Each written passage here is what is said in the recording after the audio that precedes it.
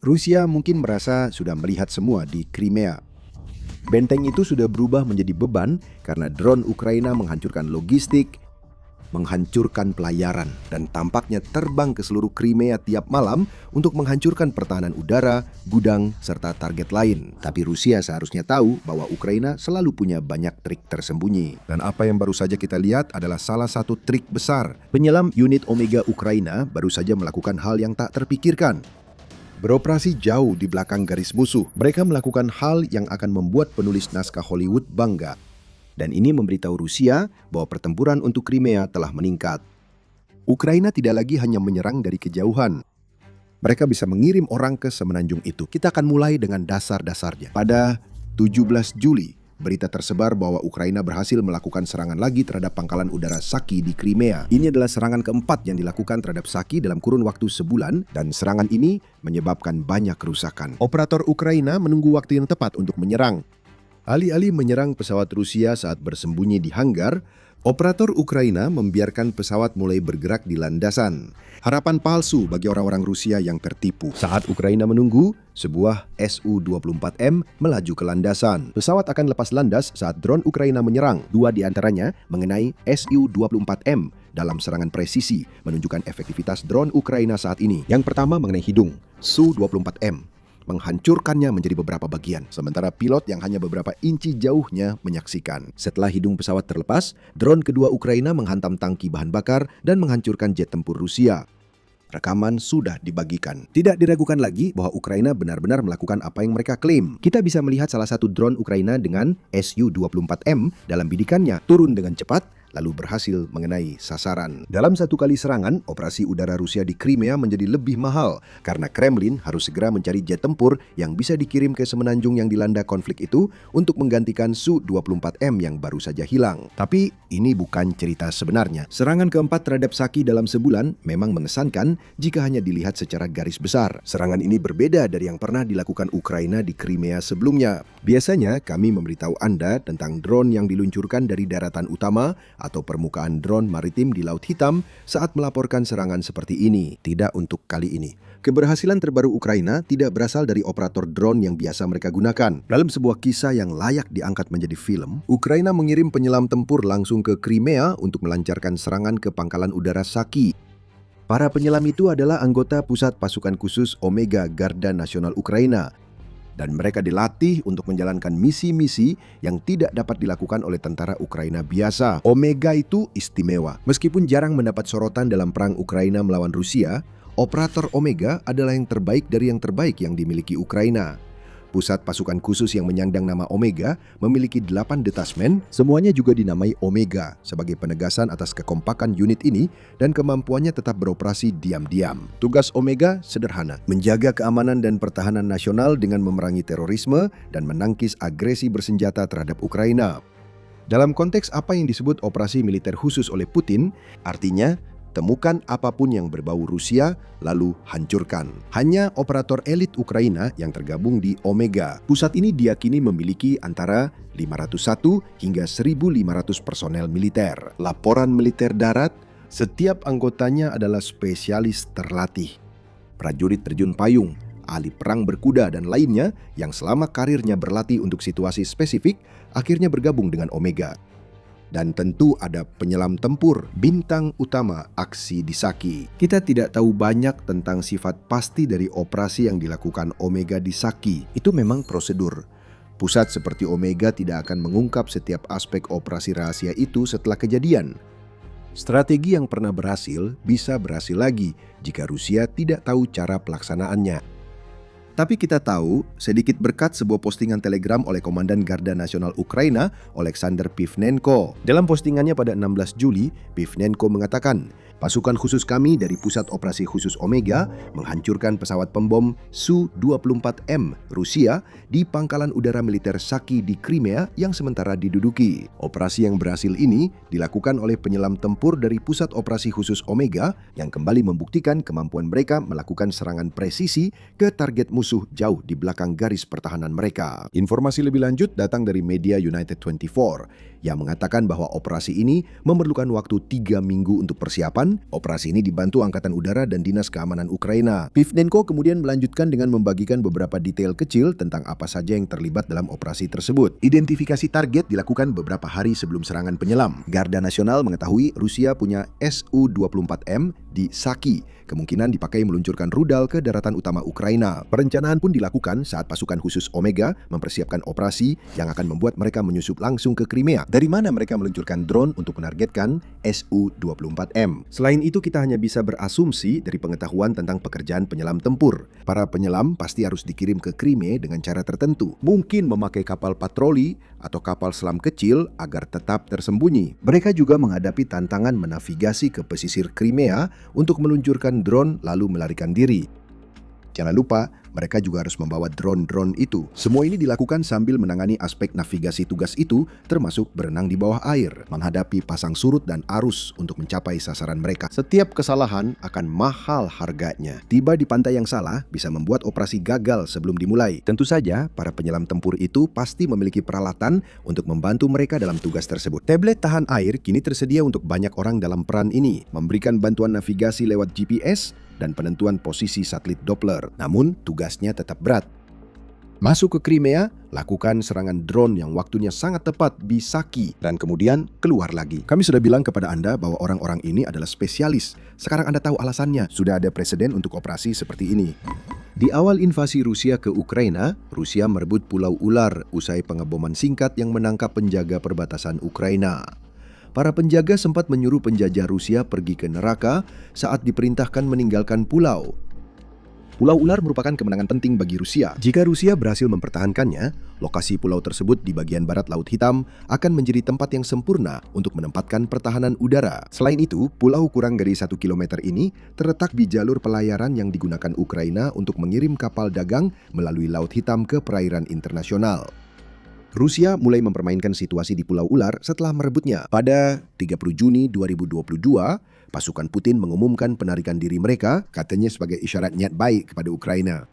Laporan Osprey Publishing. Ukraina meragukan pasukan Rusia benar-benar pergi. Apa niat baik dari negara yang mencoba menaklukkan Ukraina? Jadi, pada 7 Juli 2022, penyelam tempur dari Pusat Operasi Khusus Maritim ke-73 Ukraina dipanggil untuk bertindak, diam-diam mendekati Pulau Ular dengan kendaraan bawah air. Para penyelam yang telah menerima pelatihan dari Special Boat Service Inggris itu turun dan memeriksa Pulau Ular untuk melihat apakah klaim Rusia benar. Benar saja, kapal perang Rusia segera mulai mendekat, mengatakan kepada Ukraina bahwa niat baik Rusia hanya sejauh pemikiran Putin tentang masa depan negaranya sendiri. Para penyelam mundur, tetapi sebuah cetak biru sudah disiapkan. Selama bertahun-tahun, penyelam tempur Ukraina terlibat dalam serangan di Tanjung Kinburn, yang juga memberi siapapun yang menguasainya kendali atas lalu lintas Laut Hitam dan Sungai Dnipro. Penyelam itu sangat berpengalaman.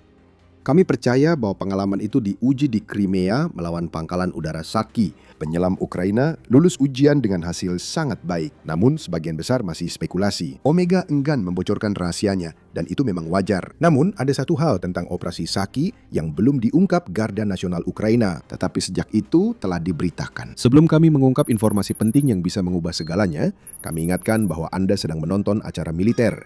Jika Anda mendapat wawasan dari saluran kami, masih banyak yang akan kami sajikan. Tekan tombol subscribe dan aktifkan lonceng notifikasi agar Anda tidak ketinggalan konten berikutnya. Penyelam tempur Ukraina dan rincian pekerjaan mereka mungkin diselimuti kerahasiaan. Namun, drone yang mereka pakai untuk menghancurkan Su-24M Rusia tidak diselimuti kerahasiaan. Para penyelam menggunakan drone Hornet bertenaga AI yang terkenal, yang telah menjadi fitur utama dalam kampanye blokade logistik yang digunakan Ukraina untuk mengisolasi Crimea. Namun, ini bukan Hornet yang kita kenal. Dalam laporan lanjutan, tanggal 17 Juli, tentang petaka Rusia di Saki, media United 24 menyebut misi penyelaman tempur Ukraina juga menjadi uji coba versi drone Hornet yang telah ditingkatkan. Versi baru ini masih memakai panduan AI yang sangat efektif di wilayah Ukraina yang diduduki. Namun, varian ini ditingkatkan oleh spesialis teknis Omega menjadi varian bersayap tetap yang bisa terbang jauh lebih jauh dari Hornet asli. Itu sangat berarti bagi Ukraina. Dengan versi baru Hornet ini yang dilaporkan berharga antara 10.000 hingga 11.000 dolar, Ukraina bisa memaksa Rusia memindahkan kekuatan udara Crimea lebih jauh ke belakang sehingga membatasi efektivitas peluncuran rudal dan bom luncur dari semenanjung Crimea. Ini juga membawa implikasi biaya yang mengerikan bagi Rusia. Satu unit Su-24M menelan biaya sekitar 25 juta dolar bagi Rusia. Ukraina menghancurkan salah satu dari mereka dengan drone seharga 20.000 dolar, menghasilkan pengembalian investasi besar. Ukraina kini mengembangkan Hornet baru untuk mendukung inovasi pengiriman penyelam tempur ke Crimea. Rusia sadar mereka menghadapi masalah bernilai jutaan dolar. Bagaimana jika selanjutnya bukan Su-24M? Bagaimana jika Ukraina menggunakan Hornet yang telah ditingkatkan untuk menghancurkan Su-35 senilai 85 juta dolar? Sekarang, itu menjadi kemungkinan yang sangat nyata, yang justru mendorong Rusia menarik kekuatan udaranya lebih dalam ke Crimea dan mungkin bahkan menariknya dari semenanjung itu. Bencana Crimea, Putin terus berlanjut, dan inilah yang ditunjukkan oleh operasi Omega yang luar biasa ini. Ukraina telah menemukan metode untuk mengirimkan tentara ke Crimea tanpa melakukan serangan amfibi skala penuh yang hampir pasti akan berakhir dengan bencana. Ukraina memang tak punya sumber daya untuk serangan seperti itu. Angkatan Laut Ukraina sebenarnya tidak memiliki kapal perang. Kebanyakan terdiri dari kapal patroli dan kapal untuk peperangan ranjau, sehingga serangan amfibi tradisional mustahil. Ukraina mungkin dapat membebaskan Crimea dengan kekuatan besar, namun mengirim pasukan ke semenanjung itu tetap menjadi masalah. Menyerbu pantai Crimea juga merupakan bentuk serangan yang jelas.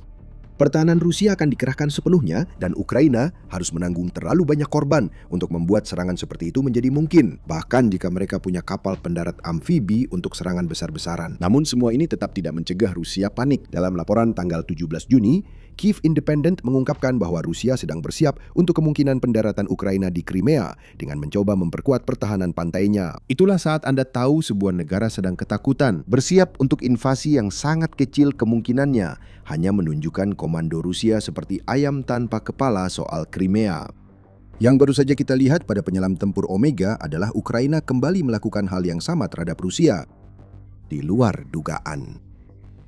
Rusia menduga Ukraina akan mendarat, tapi tidak menyangka tim kecil penyelam dengan drone Hornet baru menyelinap ke Crimea, meluncurkan serangan yang menghancurkan sebuah Su-24M di lapangan udara yang sudah porak-poranda, lalu keluar lagi. Kita baru saja menyaksikan krisis Crimea yang dialami Putin makin parah karena Ukraina telah menunjukkan kepada Rusia bahwa semua pertahanan yang coba dibangunnya tidak bisa menghentikan sebuah negara yang telah menjadi salah satu ahli terkemuka dunia dalam peperangan asimetris. Ini bukan invasi balasan ke Crimea, itu operasi sangat presisi. Kita kemungkinan akan melihat Ukraina makin sering melakukan operasi serupa seiring kendali Putin atas Crimea melemah. Pada akhirnya, kehadiran Rusia di Crimea tidak akan berakhir dengan ledakan besar. Itu akan berakhir dengan renyekan lirik. Kita tahu itu jika melihat Crimea dari perspektif lebih luas. Sekesankan apapun operasi Omega, itu hanya satu pukulan lagi bagi pasukan pendudukan Rusia yang sudah kebingungan akibat terlalu banyak pukulan. Saki sudah membuktikannya. Kekuatan udara Rusia sudah berkurang sampai pada titik di mana mereka hanya bisa menggunakan jet tempur dan pembomnya untuk sekedar lepas landas dari pangkalan udara, berputar di sekitar pangkalan udara untuk meluncurkan misil dan menjatuhkan bom, dan kemudian mendarat. Jarang ada sorti Rusia di luar wilayah pendudukan, yang mungkin ada hubungannya dengan Ukraina yang sudah menghancurkan 438 pesawat Rusia dan 354 helikopternya. Seperti dilaporkan Ukraina pada 20 Juli. Pangkalan udara seperti Saki kini jadi sumber utama kampanye udara Rusia. Jika pangkalan udara terganggu, strategi Putin memakai Crimea untuk serangan udara ke Ukraina akan bermasalah.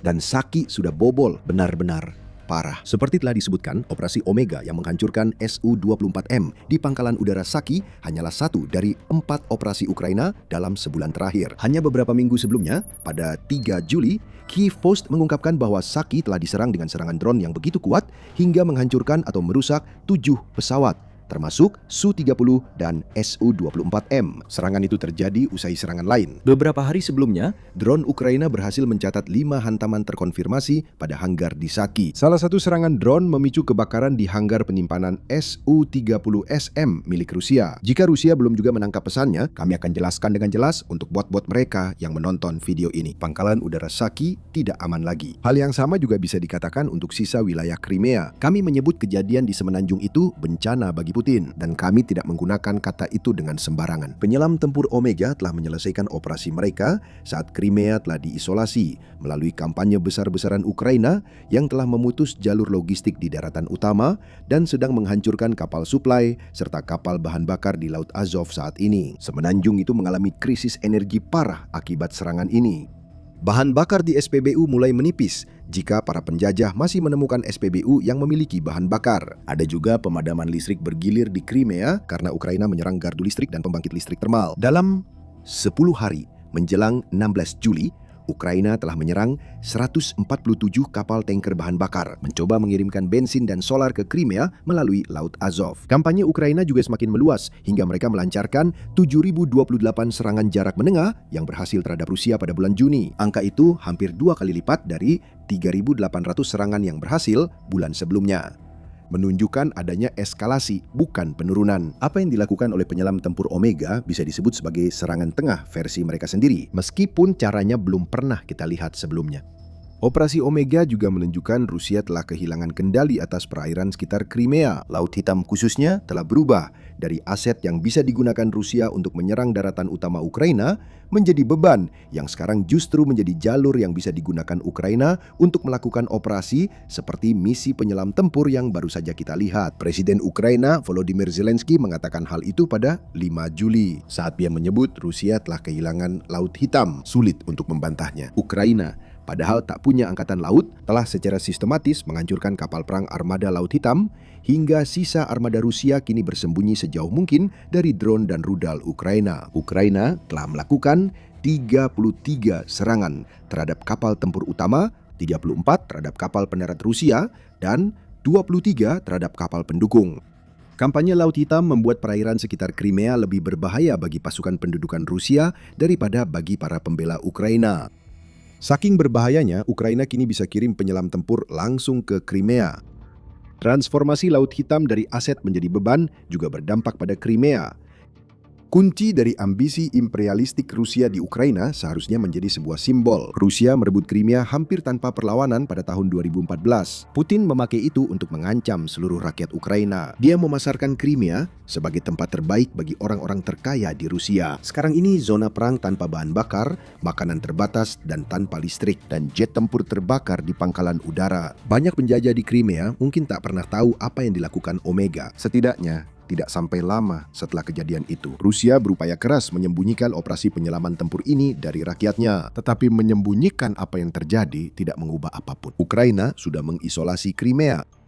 Ukraina kini memiliki cara baru menyerang dan potensi ofensif Crimea telah melemah. Penyelam Omega Ukraina baru saja berhasil melakukan hal yang tak terpikirkan di Crimea. Pada pagi hari, tanggal 17 Desember 2024, Letnan Jenderal Igor Kirillov berjalan keluar dari blok apartemen di Prospek Ryazansky, Moskow Tenggara, sekitar 7 km dari Kremlin.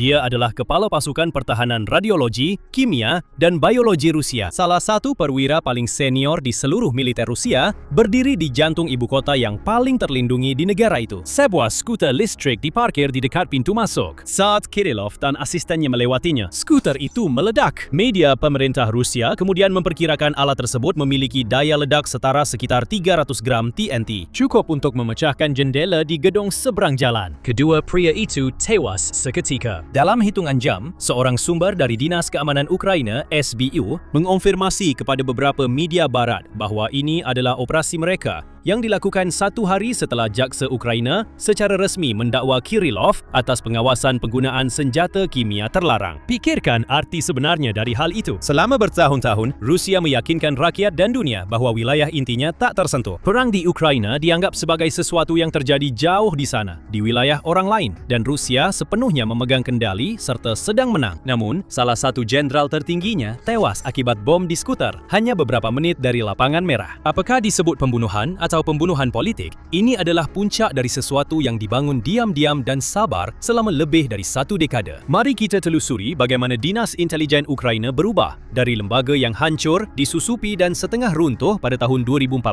menjadi salah satu kekuatan rahasia paling ditakuti di dunia, serta menunjukkan peran CIA dalam membangunnya. Untuk memahami situasi ini, kita harus kembali ke tahun 2014 ketika Rusia merebut Crimea dan memicu perang di Donbas. Dinas Keamanan Ukraina tidak hanya lemah, mereka juga telah disusupi dari dalam. Faktanya, markas besar SBU di Luhansk yang terletak di Donbas itu sendiri diserbu pada April 2014 menjelang perang di Donbas. Salah satu analisis dari Marek Siewicz, seorang petugas Badan Keamanan Dalam Negeri Polandia dan spesialis operasi Dinas Rahasia Rusia, menunjukkan bahwa SBU sebenarnya sudah disusupi oleh Dinas Rahasia Rusia. Fakta-fakta dasar pada hari itu tidak diperdebatkan. Pada tanggal 6 April 2014, massa bergerak ke gedung SBU Regional itu. Saat semuanya usai, markas besar jatuh dan gudang senjata kosong. Seluruh persediaan senapan militer, granat, dan bahan peledak lenyap,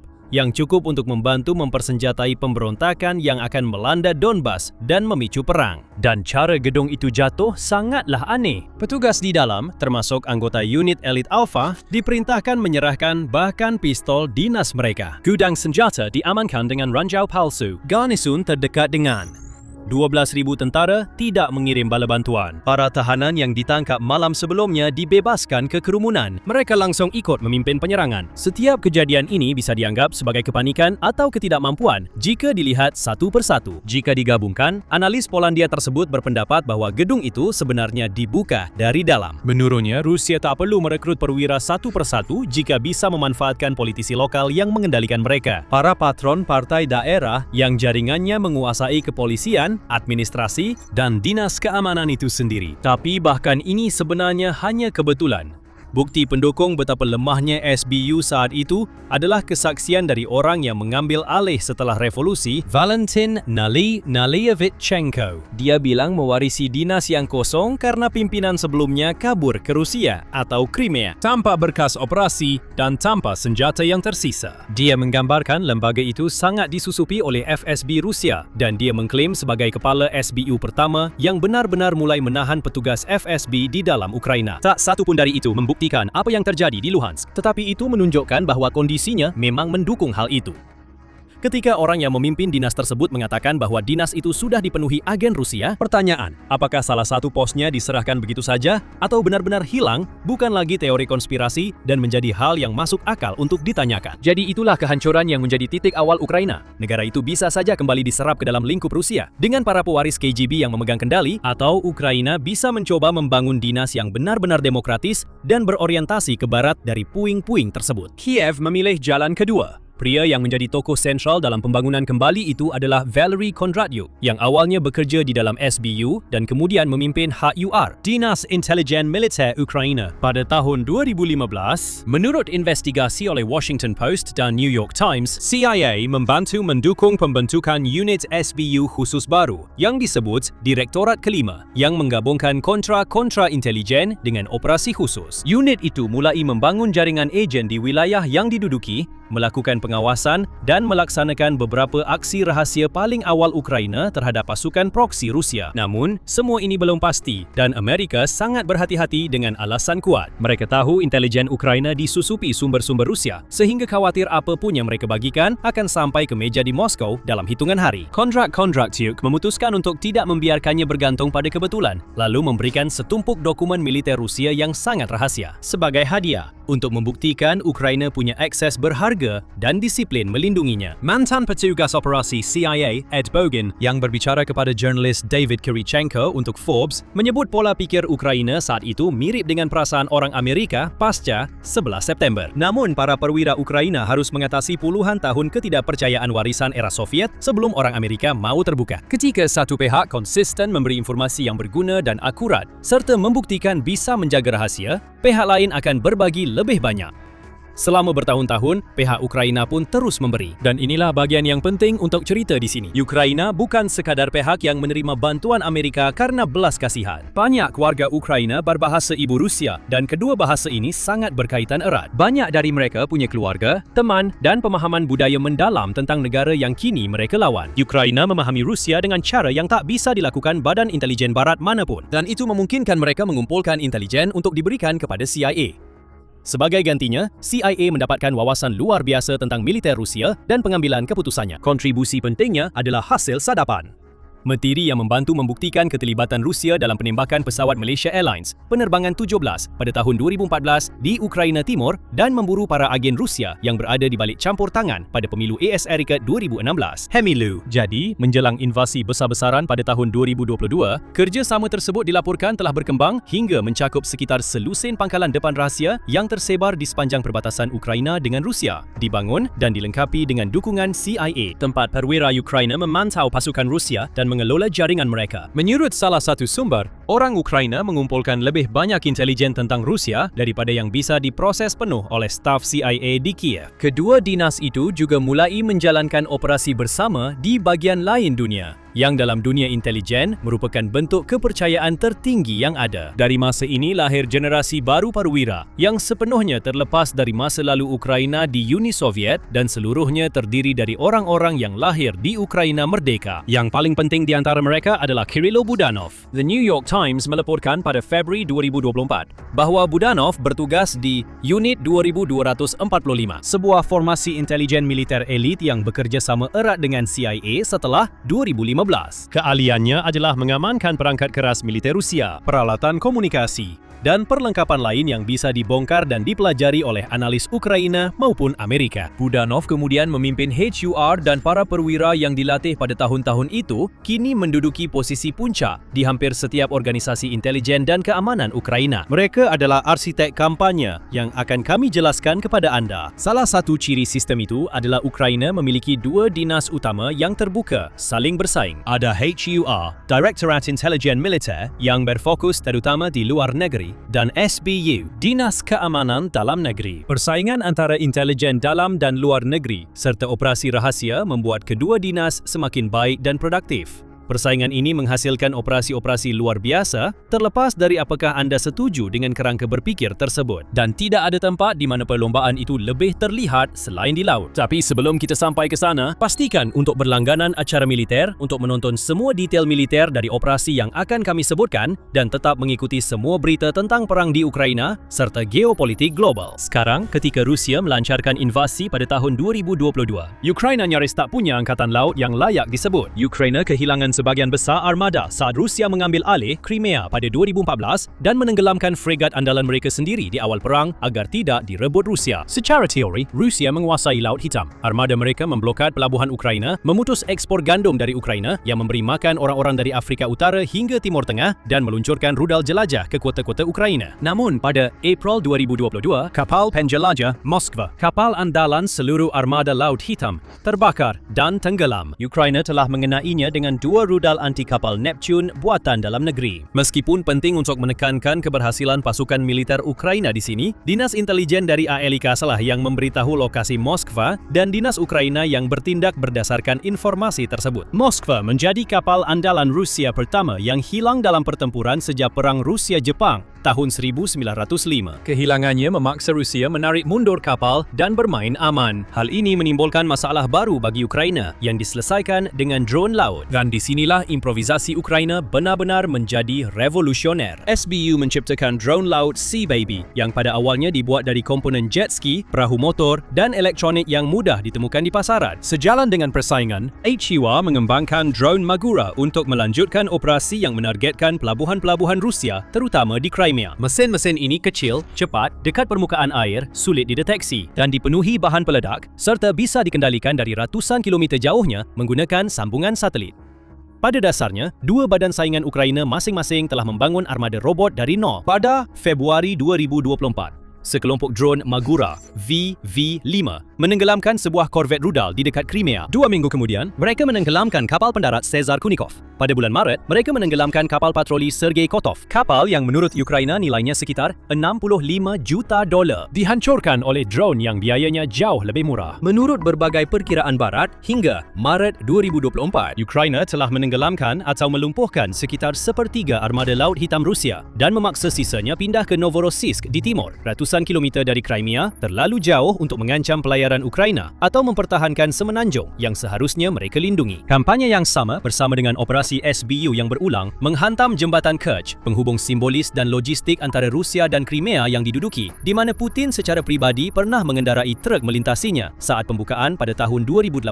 Drone-drone itu mulai melakukan hal yang belum pernah dilakukan siapapun. Pada hari terakhir, tahun 2024, sebuah drone Magura menembakkan rudal pencari panas yang telah dimodifikasi dan menembak jatuh 2 helikopter Mi-8 Rusia di lepas pantai Crimea. Itu adalah pertama kalinya dalam sejarah sebuah drone laut menghancurkan pesawat militer. Pada musim semi berikutnya, menurut pejabat Ukraina, sebuah Magura VV-7 yang telah ditingkatkan dan membawa rudal Sidewinder buatan Amerika menembak jatuh 2 jet tempur Su-30 Rusia di atas Laut Hitam. Namun itu hanya sebahagian dari bagaimana Dinas Intelijen Ukraina langsung membantu upaya perang. Untuk gambaran yang lebih besar, kita perlu kembali ke daratan dan ke kampanye yang mencakup kematian Kirillov sebagai bagiannya. Kematian itu hanya satu baris kecil dalam catatan panjang dan beberapa serangan sebelumnya tak pernah diklaim resmi. Pada Agustus 2022, bom mobil dekat Moskow menewaskan Daria Dugina, putri ideolog nasionalis Rusia terkenal. Pejabat intelijen Amerika kemudian menilai bahawa unsur-unsur pemerintah Ukraina berada di balik kejadian itu, yang dibantah oleh Ukraina. Pada musim semi tahun 2023, sebuah bom yang disembunyikan di dalam sebuah patung kecil menewaskan blogger perang Rusia terkenal yang dikenal sebagai Vladlen Tatarsky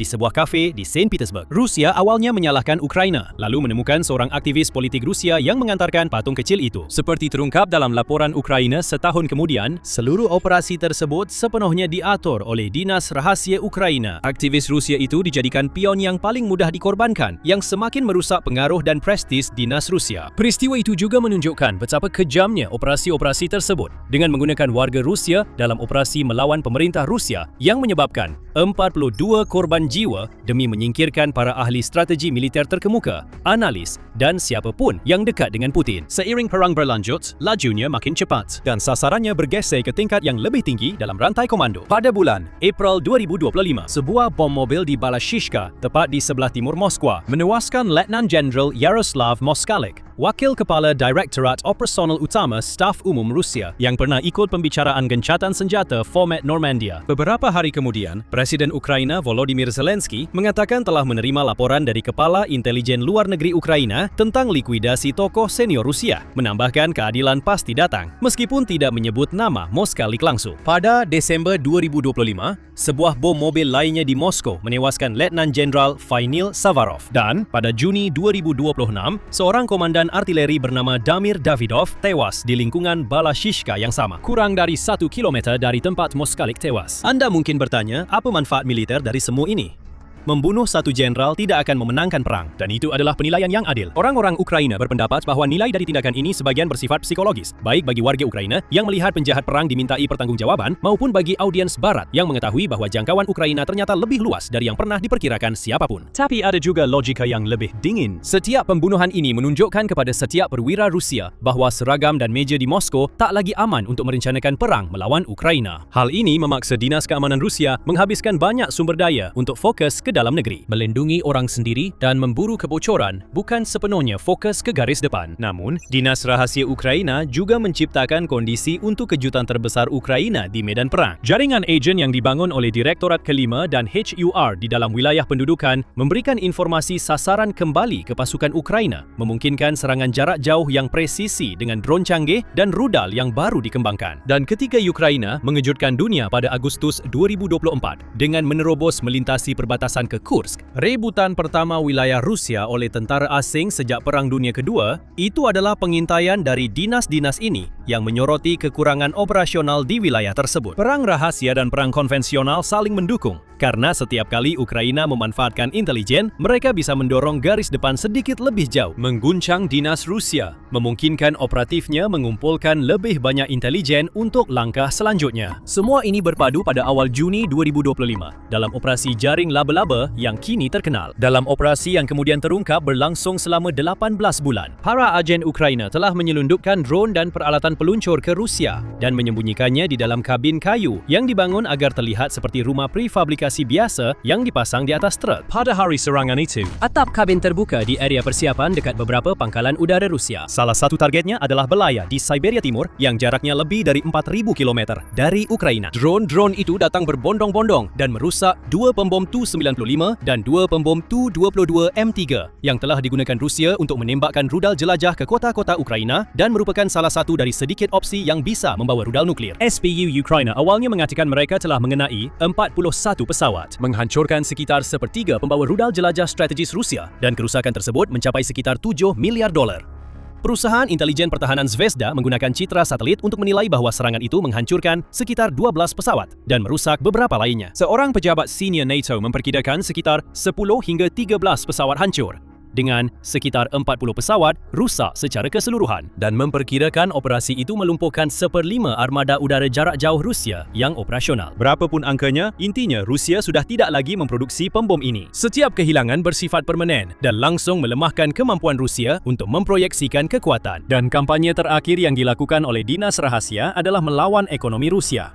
Dan di sinilah jejak CIA kembali muncul. Sebuah investigasi dari New York Times melaporkan bahawa petugas CIA dan perencana militer Amerika membantu Ukraina menyempurnakan kampanye jarak jauhnya terhadap sektor energi Rusia. Perencanaan tersebut dilaporkan fokus pada komponen kilang yang paling sulit dan lambat diganti, bukan menyerang secara acak. Dalam laporan itu, seorang ahli CIA mengidentifikasi kopler kilang yang jika dihancurkan bisa membuat fasilitas tidak beroperasi berminggu-minggu. Logika serupa digunakan pada armada bayangan Rusia, iaitu kapal tanker tua yang dipakai Moskwa untuk mengangkut minyak yang dikenai sanksi ke seluruh dunia dan menjaga aliran dana untuk perangnya. CIA juga diberi wewenang untuk mendukung elemen-elemen dari upaya tersebut. Apa yang dimulai pada tahun 2014 sebagai bantuan membangun kembali dinas mata-mata yang hancur telah berkembang satu dekade kemudian menjadi kampanye bersama untuk mencekik sumber kewangan utama mesin perang Rusia. Sudut pandang politik yang lebih luas di sini juga penting. Setelah bentrokan terbuka antara Presiden Donald Trump dan Presiden Zelensky pada Februari 2025,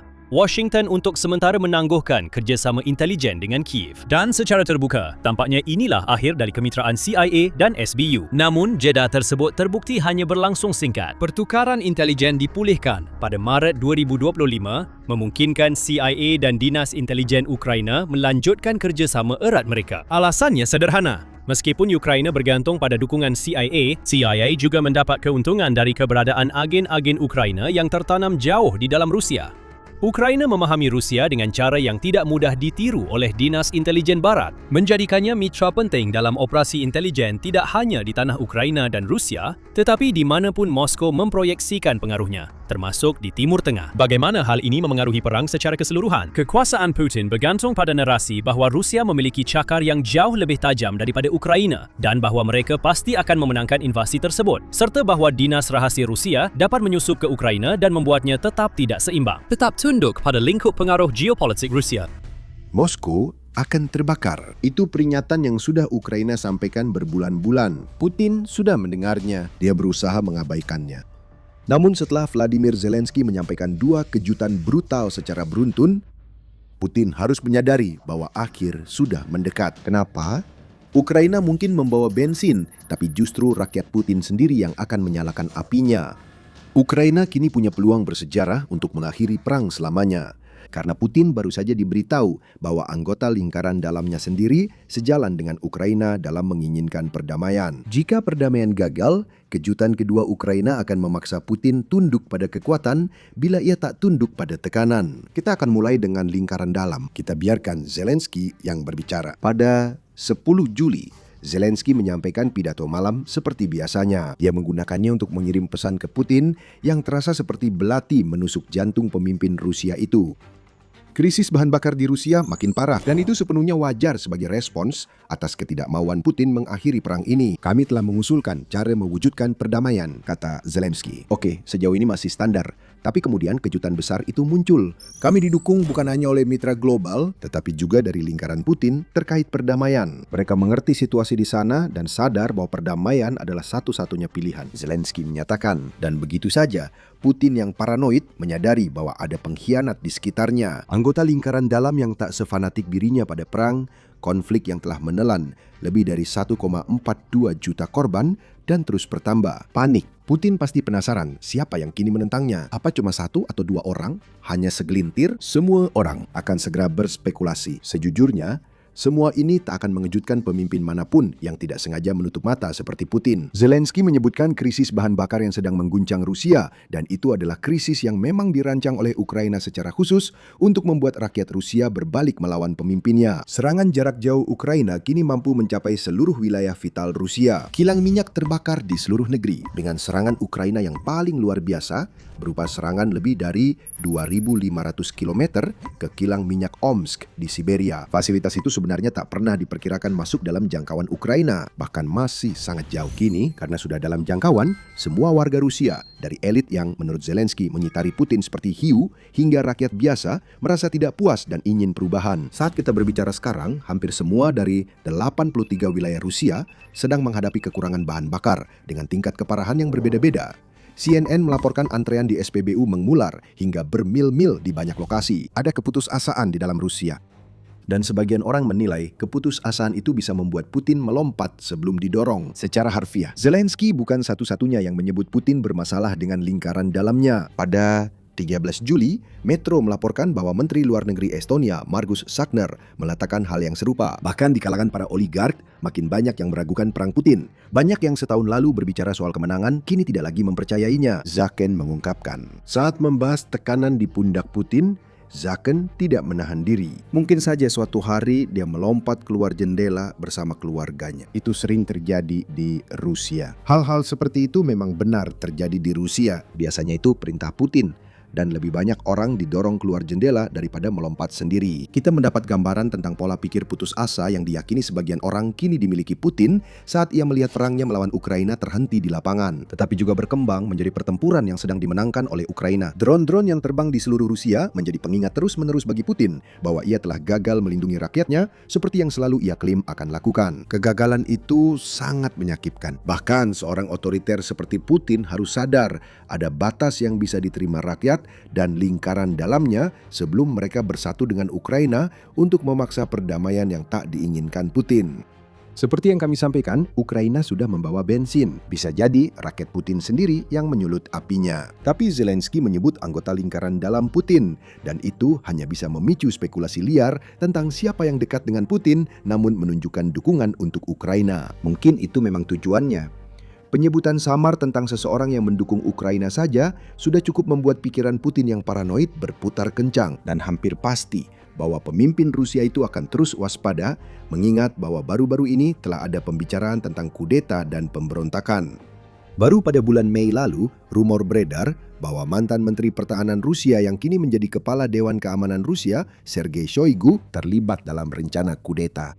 Shoigu memiliki motivasi. Setelah bertahun-tahun melayani di bawah Putin, dia dipindahkan dari Menteri Pertahanan ke posisi tanpa pengaruh nyata. Bagi kami, itu seolah Putin melempar tanggung jawab atas kegagalan militer Rusia. Shoigu mungkin masih menyimpan sedikit rasa kesal soal itu. Bisakah dia menjadi anggota lingkaran dalam yang ingin damai hanya demi balas dendam pada Putin? Tidak ada yang tahu. Zelensky pun tak memberitahu. Selain semua rumor itu, seorang mantan tentara Rusia juga melontarkan ancaman pemberontakan yang sangat nyata terhadap Putin oleh seorang mantan tentara Rusia. Akhir Juni, Alexander Lunin mengunggah video di Instagram mengecam militer Rusia karena memberi pasukan perintah bunuh diri yang tak masuk akal. Dia mengklaim penyalahgunaan merajalela di militer. Lunin menuntut pertemuan dengan Putin. Dia mengancam bahwa pemberontakan sedang berkembang. Dan meskipun dia telah ditangkap sejak luapan emosinya di media sosial, Lunin juga mengklaim bahwa dia hanya menyampaikan pesan yang menurut pejabat tinggi di Kementerian dan Dinas Keamanan Rusia perlu didengar Putin. Dari pejabat tinggi di Kementerian dan Dinas Keamanan Rusia, semakin banyak musuh dalam selimut, semakin banyak anggota lingkaran dalam diam-diam bersekongkol melawan Putin. Satu hal yang pasti kita ketahui adalah Putin telah memperketat keamanannya sendiri seiring dengan beredarnya semua rumor dan aksi ketidakpuasan yang terang-terangan ini. Organized Crime and Corruption Reporting Project menyebut Kremlin siaga tinggi sejak Maret akibat rumor kudeta. Orang yang bekerja langsung untuk Putin kini dilarang memakai ponsel atau naik transportasi umum. Semua itu karena Putin takut mereka dipengaruhi atau membocorkan detail tentang keberadaannya. Di rumah, setiap pengawal, juru masak, bahkan fotografer yang melayani Putin, kamera keamanan telah dipasang agar pemimpin Rusia itu bisa mengawasi setiap saat. Putin ketakutan, itu sudah jelas. Zelensky kini mengklaim mendapat dukungan dari lingkaran dalam yang tampaknya hampir runtuh. Paranoia Putin hanya akan makin parah. Tapi ada pertanyaan lain yang tampaknya tidak ditanyakan siapapun. Apakah Zelensky mengatakan yang sebenarnya? Zelensky mungkin sengaja menyelipkan pernyataan santai soal lingkaran dalam Putin yang ingin melawannya dan memaksa perdamaian dengan Ukraina dalam pidato malamnya guna memanfaatkan paranoia Putin. Ukraina tahu sejauh mana Putin bertindak demi melindungi dirinya. Tentu saja, tingkat keamanannya gila-gilaan. Ada juga laporan bahwa Putin menghabiskan sebagian besar waktunya bersembunyi di bunker bawah tanah. Muncul hanya saat harus tampil di depan umum. Ya, tentu kalau penampilan itu bukan dilakukan oleh pemeran pengganti. Serangan drone Ukraina dianggap sebagai alasan utama mengapa Putin sekarang lebih sering menghabiskan waktu di bunker-bunker miliknya. Tapi mungkin ini lebih dari sekadar itu. Mungkin Putin merasa bisa mengendalikan segalanya di bunker sambil menjaga para serigala di lingkaran dalamnya tetap menjauh. Pravda menambahkan, Putin kini lebih takut dari sebelumnya pada upaya pembunuhan. Kemungkinan besar oleh drone, namun mungkin juga oleh elit yang marah dan muak setelah lebih dari 4,5 tahun perang tanpa hasil, yang tampaknya hanya untuk memuaskan ego rapuh Putin. Kini, kecerdasan buatan dan ancamannya turut mempengaruhi pikiran Putin. Setelah terbunuhnya mantan pemimpin tertinggi Iran, Ali Khamenei, berita tersebar bahwa pembunuhan itu dimungkinkan oleh penggunaan AI untuk menganalisis berjam-jam rekaman video yang diambil oleh kamera lalu lintas Iran. Analisis ini menunjukkan kepada Amerika Serikat dan Israel lokasi Khamenei. Bom penghancur bunker kemudian diluncurkan. Putin kini sangat khawatir mengalami hal serupa hingga berusaha bersembunyi, menurut laporan France 24. Inti yang ingin kami sampaikan adalah orang kuat itu dipenuhi rasa takut. Lalu ada Zelensky, sering tampil di depan rakyat, kerap berada di garis depan, atau mengunjungi negara lain untuk menggalang dukungan. Penyebutan lingkaran dalam Putin oleh Zelensky mungkin adalah benih yang ditanam hati-hati, yang diyakini Presiden Ukraina akan berakar kuat dalam benak pemimpin Rusia yang takut pada segala sesuatu di sekelilingnya. Mungkin tidak ada pemberontakan dari lingkaran dalam. Jika demikian, Zelensky mungkin menyiapkan agar Putin memulai perang melawan elitnya sendiri. Dan jika itu terjadi, kemungkinan terjadinya pengkhianatan justru akan semakin meningkat. Ini situasi serba kalah bagi pemimpin Rusia. Apapun hasilnya, Zelensky jujur atau tidak, ini contoh luar biasa dalam memanfaatkan paranoia Putin. Pemimpin takut sering membuat keputusan gegabah. Mereka membuat kesalahan. Zelensky mungkin mengandalkan hal itu. Jika Presiden Ukraina benar-benar jujur, itu bahkan lebih buruk bagi Putin. Dia tidak menginginkan perdamaian. Putin ingin rakyat mendukung semua keputusan gilanya. Mengetahui bahwa ada orang-orang yang seharusnya bisa dia percayai, ternyata diam-diam memberitahu Ukraina bahwa mereka menginginkan perdamaian, adalah pukulan yang mungkin tidak akan bisa ditanggung Putin. Zelensky baru mengirim pesan kepada Putin di sini, berdamailah. Atau lingkaran dalammu sendiri akan memaksamu melakukannya atau menyingkirkanmu. Ukraina tahu Putin tak akan mendengarkan karena terlalu tenggelam dalam obsesinya sendiri, terlalu terjebak dalam perangnya hingga merasa tak bisa mengakhirinya, atau para pengkhianat yang menurut Zelensky ada di antara mereka akan muncul. Oke, kata Ukraina, jika pengungkapan besar dari lingkaran dalam belum berhasil, mungkin pengungkapan kedua bisa berhasil. Namun sebelum kami mengungkap apa sebenarnya pengungkapan besar itu, ini adalah acara militer, di mana kami menggali lebih dalam dari sekadar berita utama untuk memberikan Anda cerita lengkapnya. Jika Anda belum melakukannya, tekan tombol subscribe untuk tetap selangkah lebih maju. Dalam pengungkapan keduanya, Zelensky memberi Putin gambaran masa depan. Jika Putin tidak menerima perdamaian, Ukraina akan membuat situasinya yang sudah sulit menjadi jauh lebih buruk. Ukraina juga akan meresmikan kampanye serangan jarak jauh yang telah menghantam Rusia. Ini bukan soal mungkin di masa depan kita akan menyiapkan sesuatu. Dekret sudah ditandatangani dan resmi. Ukraina sedang membentuk komando serangan jarak jauh baru yang diberi nama Komando Dampak Global Jarak Jauh atau LRGIC yang akan memusatkan seluruh kapabilitas serangan jarak jauh Ukraina bertujuan mengurangi kapasitas militer Rusia hingga mereka tak mampu lagi melanjutkan perang yang dimulai Putin. Lerjik belum benar-benar aktif saat ini. Zelensky menyatakan bahwa perlu ditemukan seorang komandan untuk organisasi itu, dan ia berjanji komandan tersebut akan menjadi salah satu pemimpin terkuat serta paling mampu di militer Ukraina. Tapi itu akan segera datang, segera. Dan satu-satunya cara Vladimir Putin bisa menghindari apa yang dibawa LRGIC adalah dengan akhirnya mendeklarasikan perdamaian. Tapi sebenarnya, apa yang ditawarkan LRGIC? Volodymyr Zelensky menjelaskan sedikit, komando ini harus memfokuskan 100% sumber daya yang tersedia untuk semakin mengurangi potensi perang Rusia secara nyata. Komandan untuk bidang ini akan kuat dan pasti sangat berpengalaman, ungkap Presiden Ukraina. Memang, itu tidak memberi banyak informasi, tetapi menunjukkan Ukraina akan menggabungkan semua unit jarak jauh ke struktur komando baru, seperti pada unit drone garis depan saat membentuk pasukan sistem tak berawak. Dengan sentralisasi, informasi lebih mudah dibagi dan serangan jarak jauh terkoordinasi terhadap Rusia lebih mudah direncanakan. Setidaknya itu asumsi kami. Zelensky tidak banyak membocorkan informasi, dan seperti klaimnya tentang lingkaran dalam Putin, itu tampaknya merupakan langkah yang disengaja untuk menimbulkan lebih banyak ketakutan pada pemimpin Rusia yang sudah berada di ambang batas. Yang kami ketahui, LRGIC adalah formalisasi kampanye serangan jarak jauh yang telah melumpuhkan Rusia. Pada tahun 2026, kita telah melihat Ukraina meningkatkan jangkauan, cakupan, dan kerusakan yang ditimbulkan oleh serangannya di wilayah belakang Rusia, baik di dalam wilayah Rusia sendiri maupun di wilayah yang diduduki. Semuanya menjadi sasaran, mulai dari kilang dan infrastruktur minyak hingga pangkalan militer serta gudang amunisi. Militer Rusia membutuhkannya untuk berfungsi, Ukraina menghantamnya, dan serangan-serangan itu menghantam lebih keras dan lebih cepat dari sebelumnya. Menurut Euromaidan Press, Ukraina telah meningkatkan jumlah serangan jarak jauh terhadap Rusia sebesar 1.150% selama paruh pertama tahun 2026 dibanding periode yang sama tahun lalu. Serangan ini terjadi 500 hingga 2.000 km dari garis depan, dan kadang lebih dalam dari itu telah menghantam 172 fasilitas militer atau energi. Yang terakhir ini sangat merugikan Rusia. Media Amerika Serikat melaporkan bahwa produksi bensin Rusia turun 65% akibat serangan Ukraina terhadap kilang minyak. Krisis bahan bakar yang kami sebutkan sebelumnya terjadi akibat kampanye jarak jauh ini. Inti yang ingin kami sampaikan di sini adalah bahwa pendekatan serangan jarak jauh Ukraina sudah sangat mematikan. Dengan dekret baru Zelensky, pendekatan ini akan menjadi lebih berbahaya lagi, lebih ramping,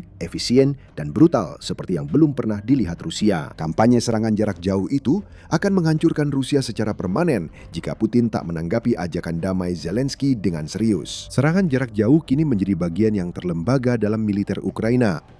Sebuah cabang operasional khusus sedang dibentuk, dan itu adalah kabar sangat buruk bagi Putin. Tahukah kamu kabar buruk apalagi untuk Presiden Rusia? Seolah-olah dia masih perlu kabar buruk tambahan. AS tampaknya percaya bahwa strategi serangan jarak jauh Ukraina berhasil. Bagi yang sinis, mungkin kalian mengira Zelensky maksudkan anggota pemerintahan Trump saat menyebut lingkaran dalam yang balik melawan Putin. Kami tidak akan sejauh itu. Namun kami akan menunjukkan adanya perubahan besar dalam pendekatan Amerika Serikat terhadap perang Ukraina. Kini Ukraina mendapat semua dukungan, karena Putin jelas tidak akan menerima perdamaian kecuali dipaksa. Presiden ASS Donald Trump memuji pendekatan jarak jauh Ukraina saat bertemu Zelensky di KTT NATO Juli di Ankara.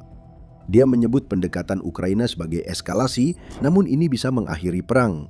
Trump juga mengumumkan di KTT bahwa dia siap memberi lisensi produksi rudal pertahanan udara Patriot ke Ukraina, memungkinkan Ukraina membangun rudalnya sendiri untuk mengatasi serangan rudal balistik dan jelajah Rusia. Itu langkah besar. Pada dasarnya, ini berarti ASS mendorong Ukraina untuk terus melakukan apa yang sudah dilakukan di lini jarak jauh, sekaligus membantu Ukraina selangkah lebih dekat untuk meminimalkan dampak strategi jarak jauh Rusia sendiri. Putin bingung harus berbuat apa, dan untuk satu sindiran terakhir kepadanya, Ukraina juga telah mengumumkan sesuatu yang lain.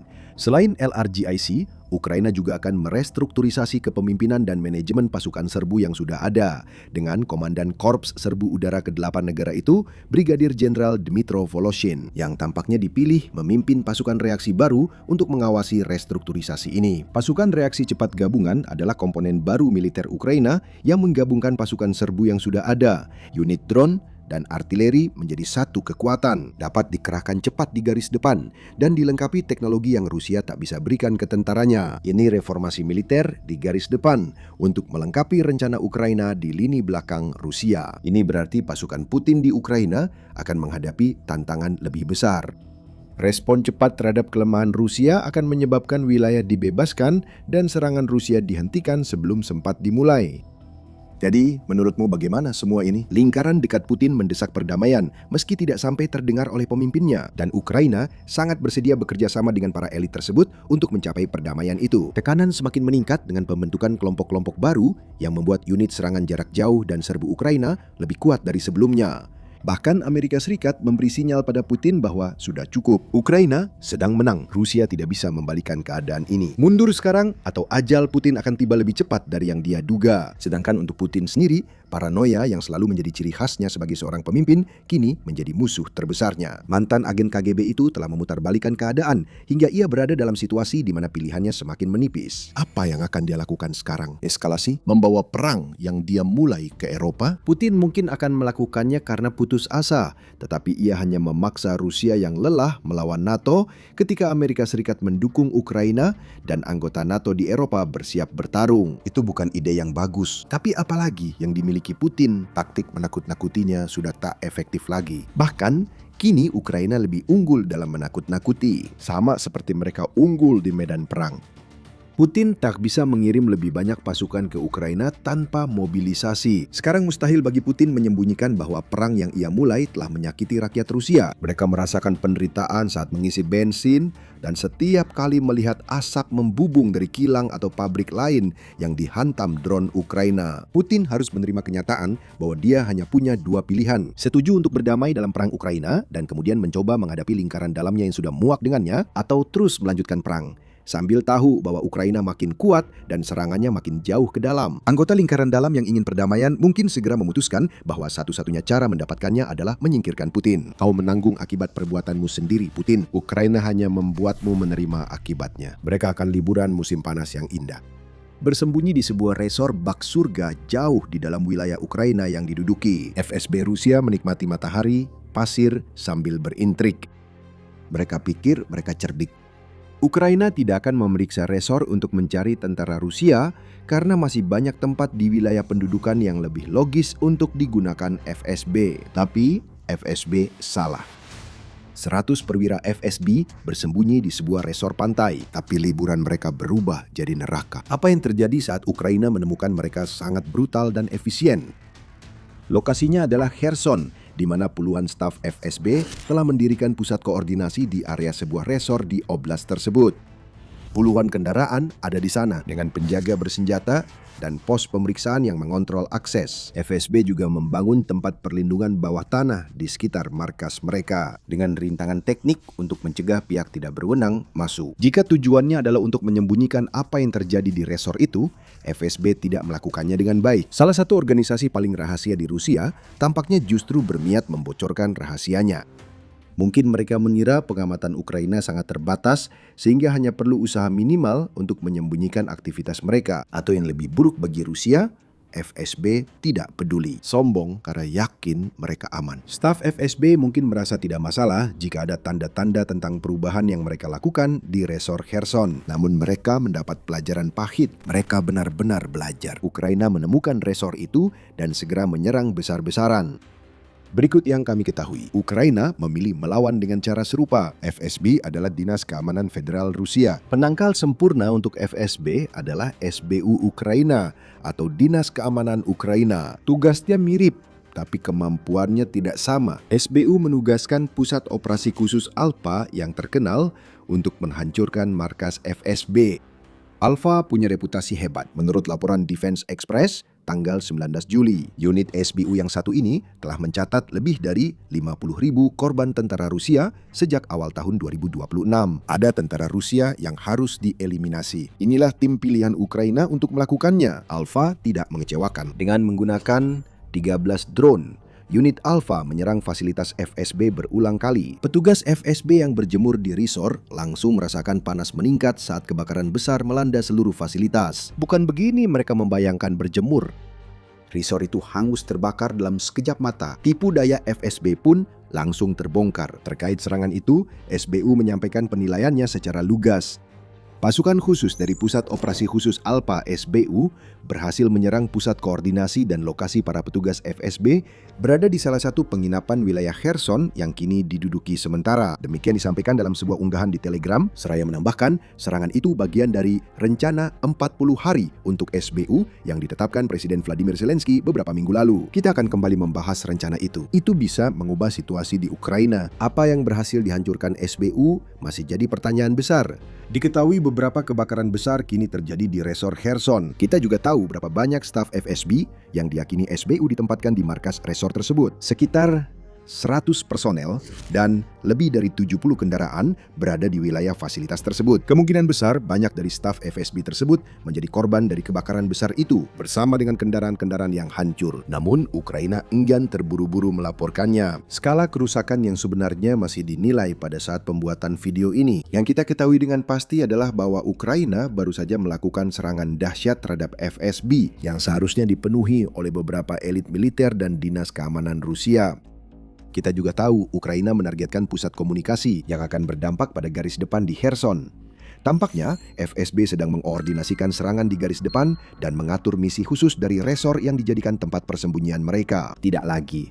Matahari dan pasir telah digantikan oleh kobaran api yang membara. Kami juga punya rekaman serangan itu yang telah dipublikasikan SBU di X dan Telegram. Video itu membuktikan semua klaim tentang unit alfa dan efisiensi tanpa ampun. SBU tidak mengungkapkan tanggal pasti serangan tersebut atau lokasi pasti resor itu. Institut Studi Perang IS-2 menilai rekaman yang telah ditentukan lokasinya menunjukkan wilayah bernama Zasliustava, sekitar 130 km dari tepi barat sungai Dnipro. Dari rekaman itu, kita tahu FSB tampaknya benar-benar tak berdaya di markas rahasianya.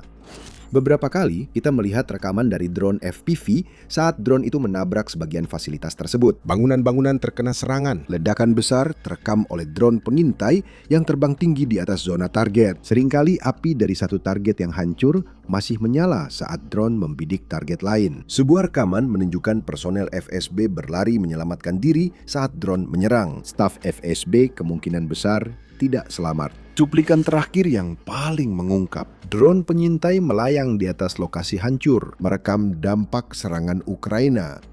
Kami melihat api di mana-mana. Seluruh bangunan telah berubah menjadi lautan api. Staf FSB yang terjebak di bangunan itu tidak punya harapan untuk melarikan diri. Resor itu telah berubah menjadi neraka.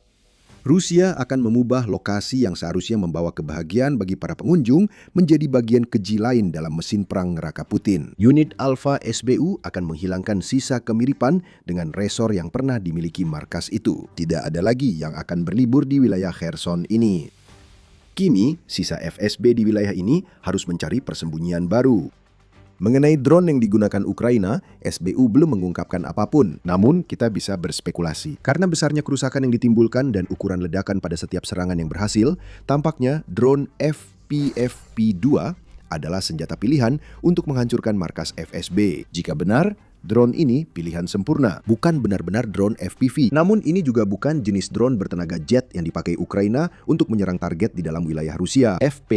FP2 adalah drone serang kelas menengah berukuran besar yang menghantam setiap target dengan daya ledak besar. Dikembangkan Firepoint dan digunakan sejak 2025. FP2 adalah drone bersayap tetap yang memiliki kecepatan maksimum 205 km per jam dan jangkauan operasional sekitar 200 km. Cocok untuk menyerang target di wilayah pendudukan di balik garis depan. Drone ini dapat membawa muatan hingga 105 kg dan juga dapat bertahan di udara hingga 2,5 jam. Sekali lagi, itu sangat sempurna. Dibutuhkan sekitar 1 jam untuk mencapai jangkauan maksimal, lalu masih ada waktu untuk penyesuaian sebelum menyerang target. Unit Alpha juga sangat mahir dalam menggunakan drone-drone ini. Serangkaian serangan yang dilakukan pada bulan Februari membuktikan hal itu. Lewat serangan itu, Alpha berhasil menghancurkan gudang amunisi dan pos komando di belakang garis pertahanan Rusia. Serangan-serangan itu hanyalah contoh dari penggunaan FPFP-2 oleh SBU. Jadi masuk akal jika drone yang sudah terkenal ini dipercaya untuk menghancurkan resor yang digunakan FSB sebagai basis komunikasi mereka. Drone, apapun modelnya, sangat berperan penting dalam serangan terhadap FSB. Apa yang baru saja dicapai unit Alpha berpotensi berdampak besar pada perang di Ukraina. Ada beberapa alasan mengapa. Sebelum membahasnya, ini pengingat singkat bahwa Anda menonton acara militer. Jika Anda mendapatkan wawasan dari saluran kami, ingatlah untuk menekan tombol subscribe dan aktifkan lonceng notifikasi agar Anda dapat melihat lebih banyak analisis serangan terbaru Ukraina. Alasan pertama yang baru saja kita singgung adalah sesuatu yang sudah kami sebutkan sebelumnya di video ini. Serangan ke FSB ini adalah bagian dari kampanye serangan 40 hari yang diumumkan Zelensky pada Juni untuk melumpuhkan potensi militer dan ekonomi Rusia. Pengumuman itu dibuat 25 Juni. berarti kita baru melewati setengah dari serangan itu. Hal itu akan membuat Rusia khawatir. Ukraina berhasil menghancurkan pusat komunikasi FSB besar hanya di tengah-tengah kampanyenya. Kremlin sangat khawatir dengan rencana SBU untuk puncak kampanye berbahaya ini. Dan ketika kami mengatakan berbahaya, maksudnya adalah dalam konteks banyak pangkalan dan peralatan Rusia yang hancur berkeping-keping. Zelensky menugaskan SBU menjalankan kampanye 40 hari ini, yang terutama menggunakan drone untuk menyerang target di wilayah belakang Rusia. Ukraina bahkan memberikan petunjuk awal tentang jenis target yang akan diserang sebagai bagian dari kampanye ini saat Zelensky mengumumkannya. Hal ini bertepatan dengan serangan terhadap depot minyak di Krai Krasnodar dan serangan kedua kilang minyak yang terletak di Ufa yang berada di Republik Bashkortostan, Rusia. Pesannya tampaknya jika ada dalam jangkauan drone SBU dan bisa mendukung perang Putin, itu jadi target. Itu setidaknya asumsi kami. Ukraina telah merahasiakan target-target pasti yang ingin mereka serang dan taktik yang akan mereka gunakan. Kita baru tahu serangan itu bagian dari kampanye 40 hari setelahnya. Dan jika Ukraina memilih mengungkapkan info, itu cerdas. Jangan biarkan Rusia tahu rencanamu sebelum petugas FSB terbakar. Zelensky memilih SBU untuk alasan yang sangat spesifik saat mengumumkan kampanye ini. SBU telah mencatat capaian tertinggi dalam melindungi posisi Ukraina di garis depan selama beberapa bulan berturut-turut berkat penggunaan drone berbagai jenis. Pusat Operasi Khusus SOC Alpha menjadi yang terdepan dalam penghancuran personel dan peralatan pasukan penjajah, kata dia saat pengumumannya. Jadi unit Alpha sudah menjadi yang terdepan dalam potensi serang Ukraina terhadap Rusia. Unit ini baru saja menambah pencapaian besar dengan membakar markas resor FSB. Dalam kampanye ini, kita melihat dua hal. Ukraina memiliki banyak jenis drone, membuat hampir tak ada tempat aman di belakang garis Rusia, baik target di Ukraina yang diduduki maupun di Rusia. Sebagai contoh, kilang Ufa berjarak sekitar 1.400 km dari Ukraina. Itulah target yang dipakai SBU untuk melancarkan kampanye 40 hari itu. Kherson jelas jauh lebih dekat, dan itulah intinya. Jika itu target bernilai tinggi yang dibutuhkan Rusia, SBU dan unit Alpha punya drone untuk tugas itu. Kedua, kampanye 40 hari ini memperlihatkan luasnya jaringan intelijen Ukraina saat ini. Ingat, FSB seharusnya bersembunyi di resor Kherson. Mereka mungkin kurang berhasil, tapi itu harusnya markas rahasia. SBU menemukannya dan menghancurkannya. Itu yang mereka lakukan berminggu-minggu saat menyerang target-target. Selain target-target itu, intelijen Ukraina kini sangat canggih hingga mampu memandu drone yang mereka kerahkan lewat celah pertahanan udara Rusia untuk menyerang hingga ratusan, bahkan kadang ribuan kilometer ke dalam wilayah Rusia. Itu mengubah segalanya. Artinya, Ukraina tahu lebih banyak daripada yang disadari Rusia dan tidak ada yang aman di wilayah Rusia. Seluruh tujuan dari kampanye 40 hari ini adalah untuk merusak potensi militer dan ekonomi Rusia. Itulah yang telah dilakukan oleh SBU. Secara militer, SBU menyerang apapun yang berkaitan dengan komando dan koordinasi Rusia. Itu yang baru kita saksikan di Kherson. Sebuah pusat komunikasi telah hancur yang akan berdampak besar pada pasukan garis depan Rusia. Secara ekonomi, kita melihat SBU menyerang kilang, depot minyak, pusat transportasi, serta kapal tanker armada bayangan di Laut Hitam dan Laut Azov. Ini minyak dan bahan bakar yang tak bisa diekspor Rusia. Dan bahkan, jika produk-produk ini tidak dimaksudkan untuk dijual ke luar negeri dan justru untuk penggunaan domestik, Rusia tetap merugi. Minyak dan bahan bakar yang dibakar perlu diganti, dan itu tidaklah murah. Tekanan seperti ini mulai membuahkan hasil. Kampanye Ukraina terhadap bahan bakar Rusia telah menyebabkan kelangkaan di seluruh Rusia dan wilayah pendudukan, terutama di Crimea yang semakin terisolasi. Kampanye 40 hari ini adalah bagian dari tekanan agar Putin menyadari apa yang menanti tentara dan rakyatnya di musim dingin. Bahan bakarnya terbakar sekarang. Ukraina akan menindaklanjuti dengan menyerang infrastruktur energi saat cuaca makin dingin. Ukraina juga punya kepentingan sendiri di sini. Ukraina sangat dingin saat musim dingin. Rusia memanfaatkan situasi itu dengan menyerang jaringan energi Ukraina. Musim dingin tahun 2025 sangat sulit bagi Ukraina karena serangan Rusia memutus pasokan listrik dan pemanasan untuk sebagian besar penduduk. Seringkali selama berhari-hari. Tekanan Ukraina saat ini bisa membuahkan hasil dengan memaksa Putin ke meja perundingan. Mungkin mencegah musim dingin sulit lagi. Ukraina memanfaatkan keunggulannya lewat kampanye 40 hari. Ukraina lebih unggul teknologi dari Rusia, seperti terlihat pada munculnya drone dengan AI. Pertahanan udara berbasis drone juga jadi keunggulan Ukraina. Teknologi kini mulai menonjol dan SBU khususnya unit Alpha menunjukkan pemanfaatannya. Kelanjutan kampanye 40 hari menjadi alasan utama serangan ini bisa jadi titik balik bagi Ukraina. Alasan lain terkait target serangan Ukraina, FSB. FSB secara resmi adalah Badan Eksekutif Federal yang bertugas melindungi Rusia. Keamanan nasional, kontraterorisme, dan perlindungan perbatasan negara merupakan kewenangan FSB. Perlindungan terhadap Putin dari segala ancaman, baik yang nyata maupun yang dibayangkan, juga demikian. Yang Putin lihat mengintai di balik bayang-bayang. Tidak satu pun tugas ini berkaitan menyerang Ukraina, tapi FSB tetap melakukannya, menandai sebuah penyimpangan dari apa yang seharusnya menjadi tujuan organisasi tersebut. Kenyataan pekerjaan FSB jauh lebih gelap dibanding klaim Rusia. Berkat laporan Business Insider pada Agustus 2022, kita tahu bahwa FSB telah mempersiapkan sejak setidaknya tahun 2019 untuk invasi skala penuh ke Ukraina dan ukurannya naik 5 kali lipat sejak saat itu hingga 2022.